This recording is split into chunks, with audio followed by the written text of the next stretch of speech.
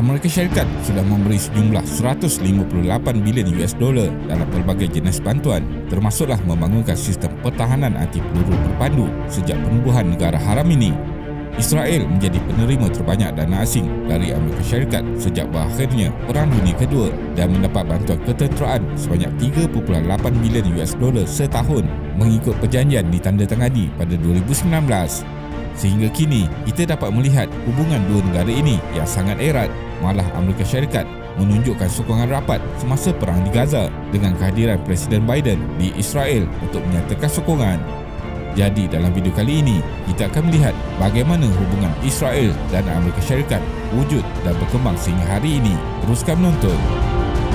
Hubungan Israel dan Amerika Syarikat adalah sangat kritikal sehingga Presiden Biden pernah menyatakan jika tiada negara Israel, kita perlu mewujudkan sebuah negara seperti itu. Bagi pihak Israel pula, objektif utamanya ialah untuk menjadikan Amerika Syarikat, iaitu sebuah kuasa besar dunia, akan selama-lamanya terperangkap di Timur Tengah bagi mendukung semua aktiviti penjajahan Israel ke atas negara Palestin tanpa boleh dicabar oleh negara-negara lain. Amerika Syarikat sendiri telah beberapa kali menggunakan kuasa vetonya sebagai ahli Majlis Keselamatan PBB untuk menghalang sebarang resolusi mengutuk kekejaman Israel ke atas rakyat Palestin. Namun Amerika Syarikat pernah juga membantah tindakan Israel bersama Perancis dan Britain setelah menyerang Mesir pada tahun 1956 setelah terusan Suez dinasionalkan di bawah kerajaan Mesir.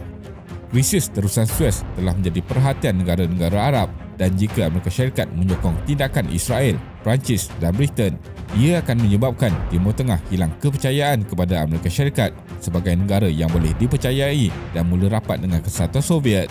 Presiden Amerika Syarikat Dwight Eisenhower mengarahkan semua serangan dihentikan dan mengugut akan melakukan sekatan ekonomi jika Israel, Perancis dan Britain tidak keluar dari Mesir.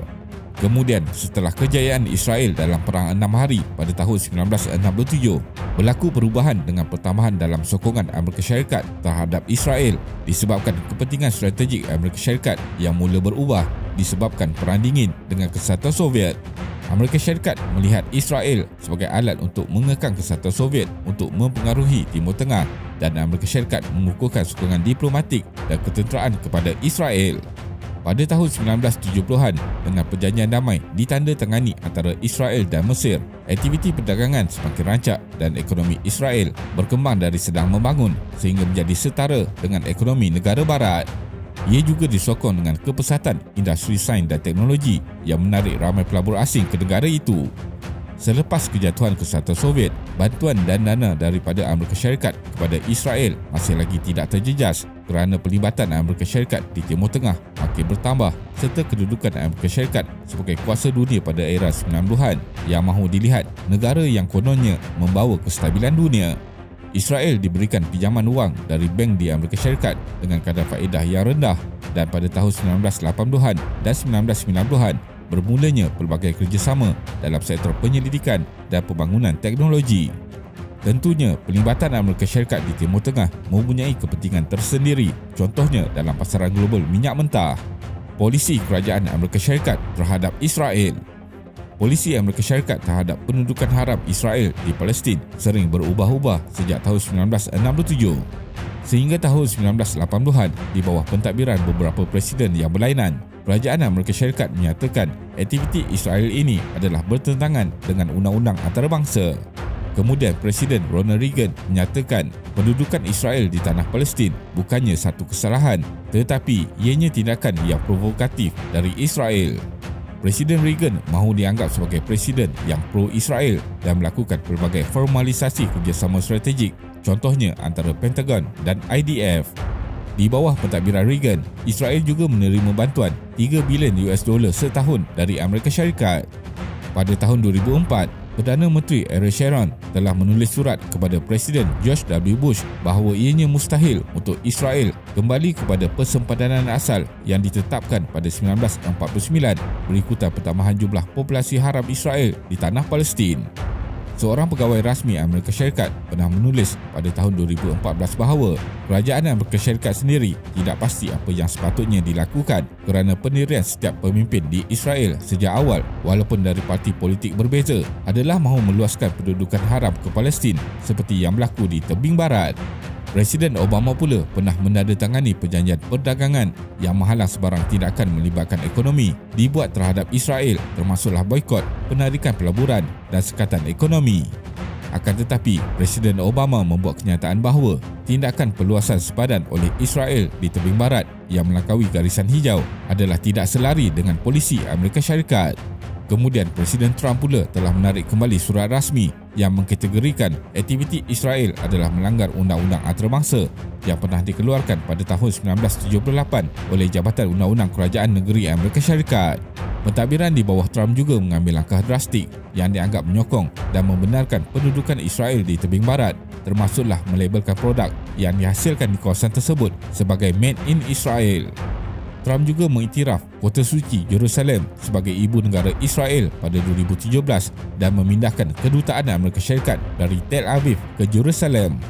Komuniti antarabangsa masih tidak mengiktiraf Jerusalem sebagai milik Israel sepenuhnya dan tiada negara lain yang mempunyai kedutaan di Jerusalem. Sejak tahun 1970-an, Amerika Syarikat telah menggunakan kuasa veto di PBB melebihi 80 kali untuk membantah sebarang resolusi atau permintaan untuk mengenakan tindakan ke atas rejim Zionis Israel. Kekuatan ketenteraan Israel disokong Amerika Syarikat. Selepas tragedi September 11 pada tahun 2001, segala dana dan bantuan dari Amerika Syarikat telah membolehkan Israel menguatkan teknologi ketenteraan sehingga sektor persikan dan pengawasan yang dimiliki oleh Israel bermula tahun 2000 adalah boleh dikatakan setara dengan Amerika Syarikat, malah ada yang lebih hebat daripada Amerika Syarikat. Iron Dome adalah sistem pertahanan dibangunkan oleh Israel bermula tahun 2006 dan mula digunakan pada tahun 2011. Amerika Syarikat kemudiannya meneruskan pemberian dana sebanyak keseluruhan 1.6 bilion US dollar untuk Iron Dome sejak tahun 2011. Memorandum Persefahaman bagi bantuan ketenteraan selama 10 tahun ditandatangani pada tahun 2016 menetapkan bahawa Amerika Syarikat menyediakan bantuan kewangan sebanyak 3.3 bilion US dollar setahun dengan tambahan 500 juta US dollar untuk pembangunan sistem pertahanan dari tahun 2019 sehingga 2028 dengan mendapat persetujuan dari Kongres. Amerika Syarikat adalah sebab utama Israel berjaya menjadi negara yang mempunyai ketenteraan terhebat di dunia dan turut membeli peralatan tentera paling canggih milik Amerika Syarikat. Israel telah membeli 50 jet pejuang F-35 yang berharga 100 juta setiap satu yang boleh digunakan untuk serangan peluru berpandu. Israel juga membeli 8 buah pesawat Pegasus dengan kos 2.4 bilion yang boleh digunakan untuk mengisi minyak jet F-35 di atas udara. Israel terpaksa menggunakan perbelanjaan yang sangat besar bagi memperhebatkan ketenteraannya kerana kekurangan dari segi saiz negara yang kecil untuk mempertahankan diri di Timur Tengah. Pelobi utama Israel di Amerika Syarikat. American Israel Public Affairs Committee (AIPAC) adalah kumpulan pelobi pro-Israel terbesar di Amerika Syarikat yang bermula pada tahun 1950-an dengan jumlah ahli telah melebihi 100,000 orang sehingga ada pendapat menyatakan kumpulan ini mempunyai kuasa untuk menetapkan dasar atau polisi asing bagi negara Amerika Syarikat ke arah pro-Israel. Sebenarnya, sekarang ini, politik dan polisi yang diamalkan di negara Amerika Syarikat telah dikawal oleh mereka yang mahu sokongan ke atas Israel tidak akan pernah berhenti. Pengaruh besar AIPAC ke atas politik Amerika Syarikat juga disebabkan dana yang besar dan kuasa yang dimiliki oleh ahli-ahli rahsia yang terdiri daripada individu berpengaruh. AIPAC telah berjaya membuatkan kerajaan Amerika Syarikat menyokong kepentingan Israel secara konsisten pada tahun 1970-an dan 1980-an dan buat pertama kali semasa pentadbiran Presiden Bush permintaan dari kerajaan Israel tidak diluluskan serta-merta. Kerajaan diperintah oleh Parti Likud di Israel memohon 10 bilion pinjaman untuk menempatkan sejumlah besar pendatang Yahudi yang tiba ke Israel setelah kejatuhan Kesatuan Soviet. Ia mengambil masa 13 bulan bagi Kongres Amerika Syarikat meluluskan pinjaman tersebut.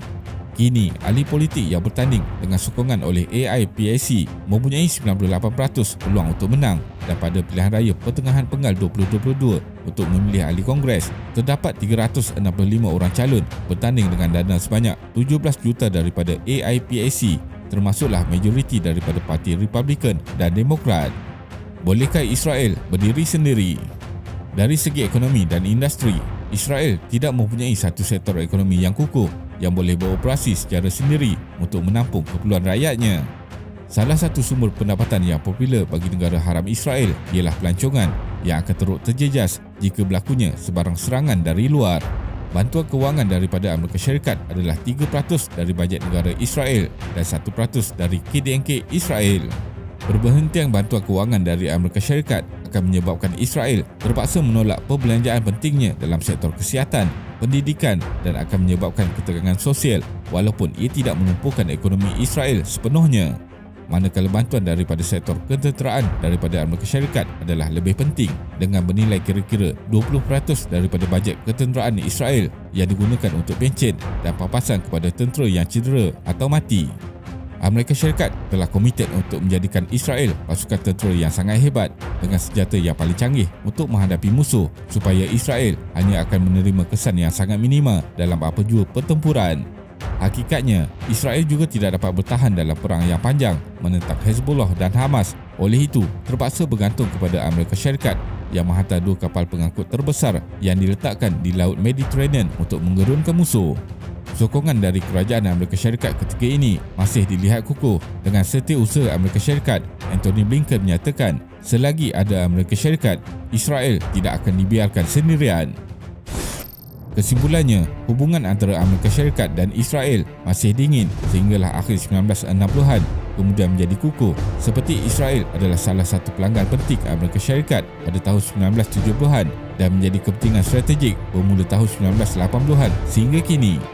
Kini, Israel jelas mahu menghalau sepenuhnya penduduk Palestin dengan melakukan pembunuhan beramai-ramai bertentangan dengan solusi dua negara yang disyorkan oleh Amerika Syarikat sendiri. Terima kasih kerana menonton dan jangan lupa subscribe. Jumpa lagi.